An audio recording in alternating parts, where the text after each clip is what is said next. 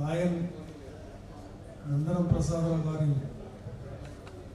శ్రద్ధాంజలి సభకు విచ్చేసి సభా అధ్యక్షత వహిస్తున్నటువంటి పెద్దలకి మరియు ఇక్కడ విచ్చేసినటువంటి నందనం రామప్రసాదరావు గారి అభిమానులకు అందరూ కూడా హృదయపూర్వక నమస్కారాలు తెలియజేసుకుంటూ మరి ఈరోజు ఈ యొక్క శ్రద్ధాంజలి కార్యక్రమాన్ని మనం జరుపుకుంటామని కల్లో కూడా ఊహించలేదు. మరి ఇలాంటి ఒక మంచి మనిషి, ఒక మంచి ఆత్మ కోట్లలో ఒకరు ఉంటారని చెప్పి కూడా నేను తెలియజేస్తా ఉన్నాను.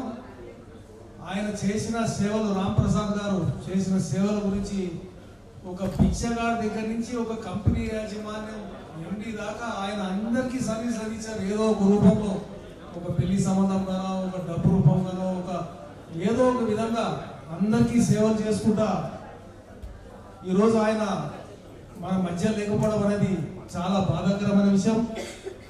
నాకు తక్కువ కాల పరిచయం ఉన్నా కానీ ఒక 30-40 సంవత్సరాల పరిచయం ఉన్నట్టు అంత సన్నిహితంగా మేము ఉండడం జరిగింది. ఆయన ప్రతి ఒక్క విషయం మీద ఎక్కడ అన్యాయం జరిగితే అక్కడ పోరాటం చేయాలనే ఉద్దేశం అనే ఒక మనస్తత్వం గల మనిషి. పాసిమైలారం ఇండస్ట్రీ మీద కూడా పొల్యూషన్ మీద కూడా చనిపోయే 3 రోజుల ముందు 2 రోజుల ముందు నాతో డిస్కస్ చేయడం జరిగింది. పొల్యూషన్లో సమస్యలు ఉన్నాయి, అక్కడ ఇండస్ట్రియల్ అసోసియేషన్లో మనం దాని మీద పోరాటం చేయాలి, మీలాంటి వాళ్ళు ముందుకు రావాలని చెప్పి నాకు ఎన్నోసార్లు ఫోన్ చేయడం జరిగింది.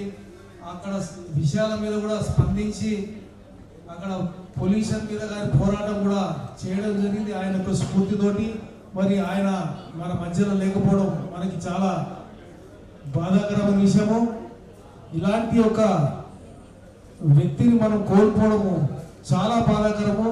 మరి ఈయన యొక్క రాంప్రసాద్ గారి యొక్క ఆశయాలు, ఆశయ సాధనలు, వారి యొక్క అనుకున్న పనులను కూడా వారి కుటుంబ సభ్యులు, వారి కొడుకులు ముందుకు తీసుకెళ్లాలని చెప్పి మనస్ఫూర్తిగా కోరుకుంటా ఉన్నారు. మరి అదేవిధంగా వారి కుటుంబ సభ్యులకి మన అందరం కూడా ఇక్కడ విచ్చేసినట్టు అందరం కూడా అండదండలుగా ఉండి వారిని ముందుకు తీసుకెళ్లే ఒక బాధ్యత కూడా మన అందరం తీసుకోవాలని చెప్పేసి నేను మనస్ఫూర్తిగా కోరుకుంటున్నా.